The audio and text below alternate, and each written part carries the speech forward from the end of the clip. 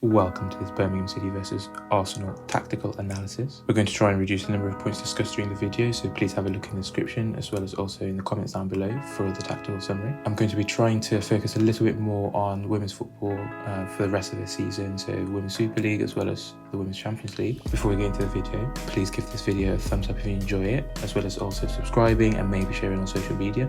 With that, let's get into it. With that, let's start with Birmingham City's tactics. They did do a variety of things, such as varying their goal kicks, sometimes playing it short, sometimes playing it long immediately from Ramsey, but typically even when she played it short, the centre-backs were going to be hitting it long over the Arsenal press anyway, which was a 4-1-4-1. So with those long goal kicks, Birmingham would be trying to focus the ball towards the left-hand side. So on that left-hand side, you're going to have Smith come across towards there, and they're typically going to narrow towards that side. You've got Holloway, the left wing-back on that side too. He's going to be trying to push and be aggressive. You've got Quinn on that side. They're going to try and just combine and try and get in behind. Ultimately, they just want to play in Arsenal's half. No football in Birmingham's half, just Arsenal's half. Kind of following smoothly on from that, you've got Birmingham trying to take advantage of their pressing. So they're pressing Arsenal short goal kicks in a 3-2-3-2 shape, which is very intense, and forced or maybe enticed Zinsberger into throwing the ball out early before Birmingham could set up. You've got Birmingham City also pressing Arsenal's throw-ins in their own half, where we've got Moritz throwing it in. You've got Arsenal in their 2-3 shape, so you have Marnham as the CDM instead of Volti. Off throw-ins, 99% of the time it seemed that Miedemar was the target, with other players running off her. So here we've got Little, but you're going to also have Mead higher up the pitch, and they just want Miedemar to ride whatever pressure she's put under and then hopefully switch it or play it forwards and get the attack going. Birmingham City were not going to make that easy, so you've got a very intense press. You've got a lot of players committed higher up the pitch. You've got a narrow press. We've got here Pennock, the far-sided forward, narrow pressing towards. At this stage it's Nobbs with Iwabuchi as the left winger, but eventually those two swap. This is the left wing back. You've got the centre midfielder. It gives you an idea of just how committed Birmingham City were when you see the starting positions of these players. Okay, so as mentioned, behind you've got Mead. Still Miedemar there looking to put a little bit of pressure. I believe this was Lawley. She's the one that actually won the header from this Moritz throw-in. The header goes back towards Arsenal's half, and you've got pressure coming in from, I think that's Libby Smith or maybe Quinn. Sari's kind of blocking the path of Miedemar, allowing Quinn to be able to pick up the ball, and Birmingham are able to then try and counter-attack. Quinn is able to play the ball into Libby Smith, who's dropping from a higher position, and then of course she's going to be supported by Quinn, by Sari, by the left wing back, and they're just going to be trying to drive and just get into those wide spaces and hopefully have numbers in the box for a cross. I must say that the referee was quite lenient on Birmingham City in that if she had given more bookings earlier, then I do think Birmingham City might have had a bit of a problem. She was quick to give free kicks, but not quick to yellow card people. So that allowed Birmingham City players to be able to get around the Arsenal players and put a lot of pressure on. I mean, part of the reason I looked at this opportunity was because it also showed Arsenal trying to counter-attack. So we have here Moritz. She's the one actually starting the counter-attack. You've got Beth Mead. Beth Mead, who tried to take kind of a counter-attacking position when Birmingham City, on the rare occasion, held sustained position in Arsenal's half. She tried to take up more of a, counter-attacking position, so she'll be narrower, she'll be higher up the pitch, rather than a more defensively minded, proper right-wing position. Usually during these counters, Jordan Nobbs was trying to just bust her gut to try and support as much as she could. But I thought it was important to notice just how many players Birmingham City were committing to this attack. You've of course got the actual crosser herself as well. I think it's Libby Smith, and then you've got here a little bit of counter pressure, not successful counter pressure, but counter pressure. Unfortunately for Arsenal, this counter attack breaks down. Mead does try and break a little bit higher up the pitch, and then for some reason she fires the ball inside. There's not really anyone to take advantage of that. Birmingham City are able to take the ball back in this kind of position, but again, you've got to note Jordan Nobbs trying to support the attack. You've got Iwabuchi in that left wing position, at least for now, also trying to support the counter attack. And of course Miedemar looking to try and make a run in behind, pull the defenders away from Mead, and potentially provide an option in the box if Mead gets to the byline and tries to cross it far post. Okay, so I also wanted to show the Birmingham City 3-2-3-2 press. So you've got Arsenal set up in a 2-3-2-3 shape. So you've got Marnham in the CDM role. You have both of the fullbacks split really wide. You've got the centre-back split too, but giving short options to Zinsberger. Zinsberger decides to play this longer ball into, I believe it's Little, just beyond the higher two lines of the Birmingham City press. We mentioned that 3-2-3-2 shape by Birmingham City. You've got Pennock that right winger actually tucking in and becoming a second centre forward, with Finn, the right wing back, becoming that right midfielder. You've got Sari here in a CAM, at least doing this pressing shape kind of position, trying to press towards Marnham. The ball from Zinsberger actually goes more towards Kim Little, but the ball is just slightly over her and the ball lands with Miedemar. Miedemar takes a good touch, he's able to turn, and we've got Arsenal on the break. This is that swap that we mentioned. So we've got Iwabuchi here and Jordan Nobbs, but now playing reverse roles, and you've got Beth Mead still hugging the touchline. They didn't really have that many substitutes, so to freshen things up, maybe this is all they could do. I would say that Iwabuchi was particularly impotent this game. I think that's partly due to the formation, given that she started in a wide berth, and just how good Birmingham City were at being able to shuttle across whenever Arsenal played it into those wide spaces, as well as also the pressure that those wing backs put on the fullbacks of Arsenal as soon as possible. It did make it quite difficult for the likes of Iwabuchi to really find any space. She can't really operate in a half space, she can't really run around the outside, so yeah, she really struggled, I think, in that left wing position. Eventually here, Miedemar actually plays the ball out towards Mead. So Mead is able to drive down this right hand side. You've got Iwabuchi running through the centre, you've got Jordan Nobbs and the far post, and you've got the Birmingham City players just racing, tearing back to get into defensive positions. I think they were really good as a team at just keeping what they had. So when those Arsenal counter-attacks happened, Birmingham City were rushing to get back into their defensive shape, which is a 5-2-3 or a 5-4-1. So here Mead tries to do a little bit of a trick and get inside of Holloway, but Holloway is supported here by her centre-back partner Scott.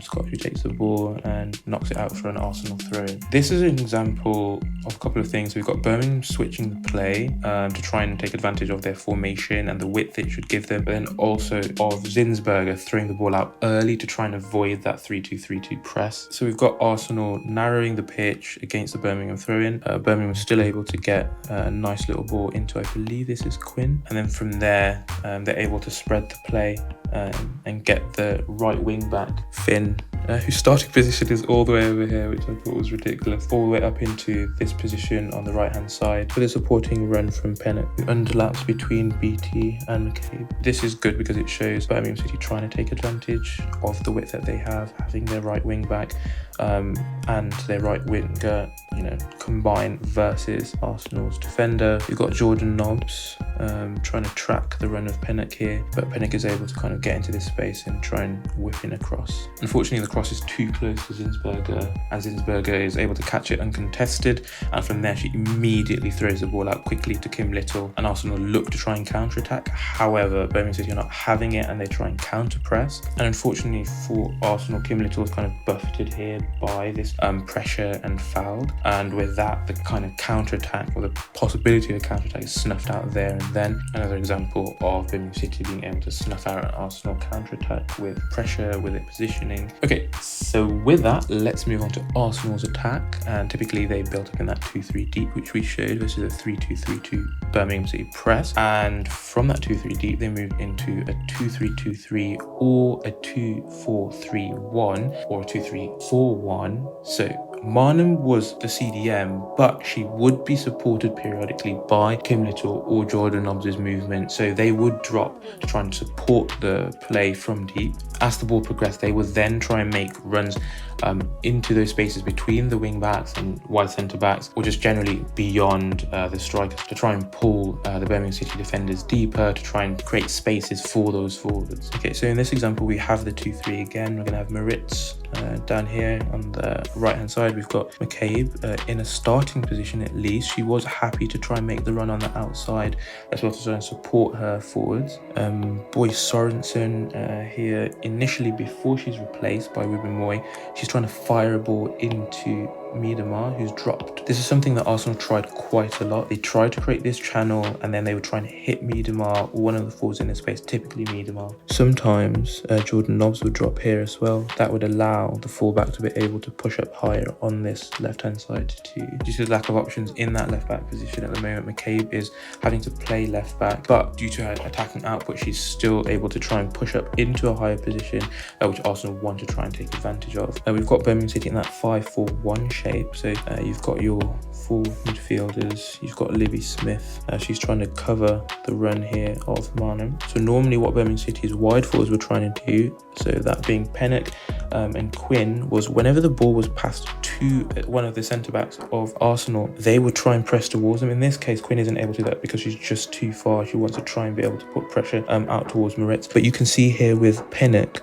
she's just dropping from trying to put a bit of pressure here in the wide spaces. The ideal for Birmingham City is that their wing back is the one that goes and pressures the fullback instead of the wide forward. Unfortunately, Miedema wasn't able to control the ball from Boy Sorensen. We've got Moritz, who was in a really high position on its right hand side. You've got McCabe at the fullback in a really high position. Jordan Nobbs trying to get into a position to either counter press or support the attack. Birmingham City are looking to try and clean this up, with Libby Smith preparing to try and get on her bike. She was constantly running those channels, constantly offering Birmingham City an outlet. Okay, so we're going to have a look at Arsenal's build up again, that 2-3 or that 2-4 kind of mid shape. BT here has just made a run. She was in her left centre-back position and drove into this left space and passed the ball off into McCabe. She drops the ball back to, I believe this is Ruben Moy. And Birmingham City we have in that 5-2-3 shape again. So we've got our right winger, left winger, our centre forward,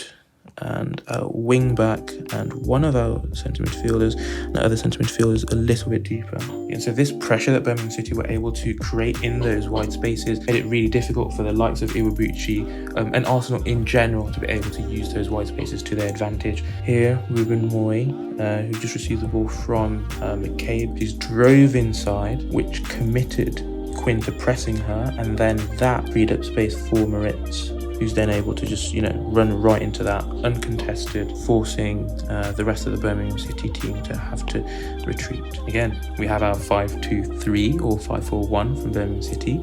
So you've got your 2 centre midfielders, you've got your 2 wide midfielders, Pinnock and Quinn, and then you've got your centre forward. You've got them again trying to create that pressure towards the touchline, and especially in that 2-3-2-3 or 2-4 in midfield, we've got our 2 number 8s from Arsenal.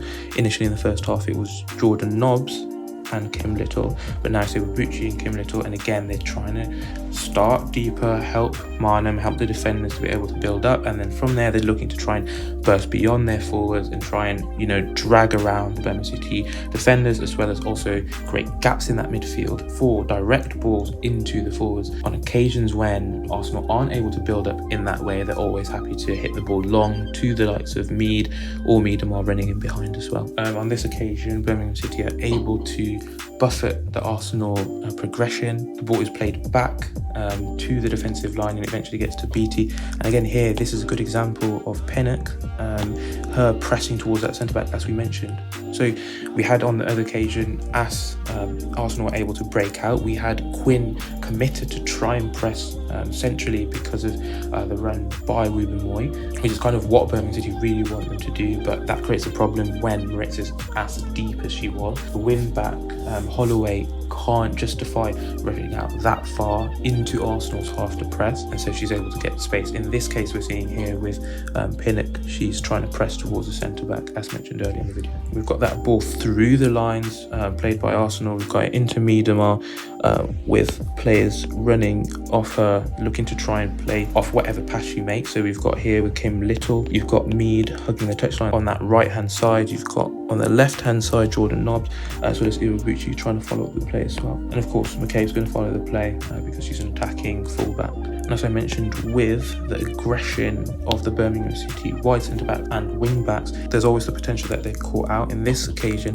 Finn was actually looking to try and press into McCabe, but obviously that channel opened up for the pass from McCabe into Miedema, which then meant that Finn was out of position relative to Jordan Nobbs, and it also meant that Lawley couldn't go and put pressure on Jordan Nobbs at the time, creating this positional superiority for Jordan Nobbs and the opportunity for Miedema to pass the ball into her in this dangerous position. Again, this is the run that I mentioned that the number 8s wanted to try and make for Arsenal, and eventually the ball is played out here to McCabe and she tries to cross it in, and I believe it is defended.